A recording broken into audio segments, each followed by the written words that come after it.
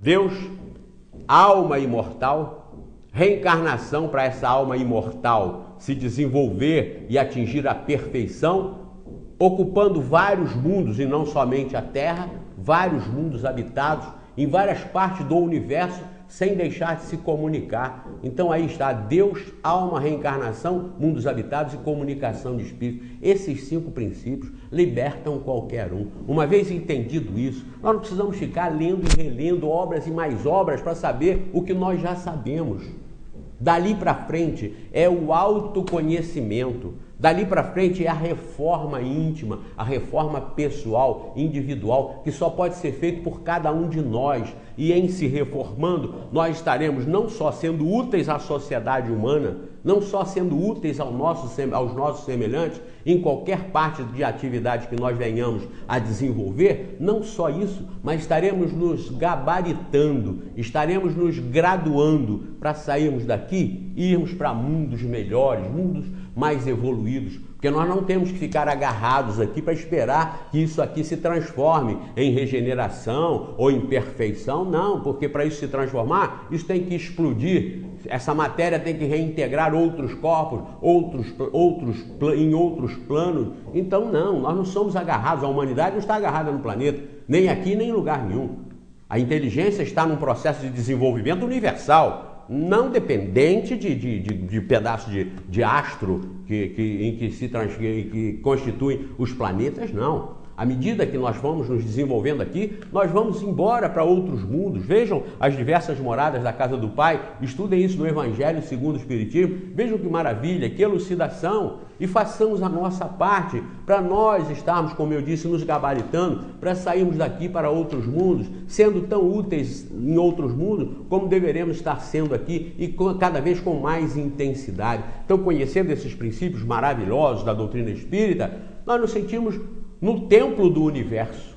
Nós não precisamos de um centro, nós não precisamos estar agarrado a um grupo, agarrado a uma entidade. Não, nós somos religiosos de nós mesmos, nós e Deus, Deus e nós e os espíritos e nós, onde quer que nós estejamos. Nada de pagar, tem que pagar dízimo, dar oferenda, mandar bilhete para Deus através da fogueira, disso e daquilo, água disso, água daquilo, água de cheiro, nada disso. O Espiritismo nos liberta de tudo isso. A ligação do homem com Deus, de Deus com o homem, não depende absolutamente de ritual nenhum. Não depende de água benta, água de cheiro, não depende de óleo ungido, de óleo bento, não depende de coisa nenhuma. Não depende de subir a morro, descer a morro, entrar dentro d'água, passar no mar. Não depende de nada disso. Isso são as empresas religiosas que criam, ou as tradições que deveriam ser modificadas, porque o homem andava a cavalo. Hoje você não vê ninguém viajando a cavalo. O homem levava recado por um mensageiro que corria, às vezes como na maratona, 42 km, depois morre. Dá o recado e morre, é o mensageiro. Hoje você passa pela internet, hoje você fala pelo celular. Então evolui em tudo, como eu sempre bato aqui nessa tecla, evolui em tudo, menos para entender Deus. Deus fica para trás, Deus fica com as explicações de 10 mil anos, nada de livro sagrado. Livro dos Espíritos não é livro sagrado coisa nenhuma. É um livro que reúne a verdade. A verdade atualizada, o conhecimento da verdade ao nível da capacidade do mundo hoje. Aqui está, consolidado. Mas quando aqui tiver qualquer tipo de erro, comprovadamente detectado pela ciência, pela evolução da inteligência, os próprios espíritos disseram, muda aqui, aqui continua sendo a verdade. Mas não é sagrado. Se estiver errado aqui, muda. Vai mudar, nós vamos sair disso aqui e passar para os esclarecimentos que vão cada vez mais compondo a evolução do planeta. Não só a evolução intelectual, mas principalmente a evolução moral, que depende de um convencimento e não de uma enganação. Vejam que aqui nós não damos endereço de lugar nenhum para vocês irem a lugar nenhum. Vocês não dependem de ir a lugar nenhum para se melhorar e para se convencer. Aqui não se diz nada que você tenha que acreditar porque está escrito. Por isso eu cito pouco, eu pego pouco, eu falo, eu leio pouco, a Valéria lê pouco os livros básicos. Por quê? Porque o que nós estamos falando, que está aqui na base do Espiritismo, vai ao encontro das consciências de vocês, da lógica de vocês. Então isso é que é entender Deus, é entender pelo nosso raciocínio, pelo nosso bom senso, e não porque está escrito. Oh, isso aqui é sagrado, se vocês não acompanharem isso que está aqui, vão para o inferno. Mentira, mentira. Esse é um grande equívoco de muitos irmãos, bem intencionados até, mas que admitiram, isso aqui é a verdade. Mesmo aqui estando escrito que Deus mandou matar, eles aceitam que é a verdade. Peraí, Deus mandou matar? O Escadinha, o Fernandinho Beiramar, ou lá quem quer que seja, aí pode ter mandado matar. Agora, Deus mandou matar? Para. Se você lê isso aqui em alguma obra básica do Espiritismo, opa, peraí, ou em qualquer outra. Deus ficou irado. Deus irado? Como? Você pode admitir uma coisa dessa? Eu posso ficar irado pela minha inferioridade? Agora, Deus irado? Opa, peraí. Então vejam bem, não é tudo mentira, mas também não é tudo verdade.